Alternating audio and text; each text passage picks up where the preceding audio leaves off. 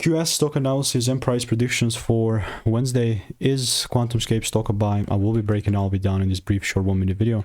Now, as the only person in this space, I've done 43,000 videos over 5 years. I have seen what's printing and what is not, especially with QS. I'm a big fan. Very similar to, I guess it was, yeah, MVTS, but such a bullish market where I really kind of began buying here, even lower than, far earlier than $6. There's some videos that I made a lot lower, but that was a loss. So yeah, I'm being transparent. This was a win, great win, 1st of July. And since then, we went from freaking $6 to like 13 now. That's more than a double, 100% increase. And unless the price pulls down, gives me some sort of a rule double break, there's just no way that I'll buy. Pre-market is nice, so that's what I like. Stay tuned. And if you want to get my money making emails and insights for free, click the first link in the description, and I'll continue to keep you updated. Goodbye and enjoy.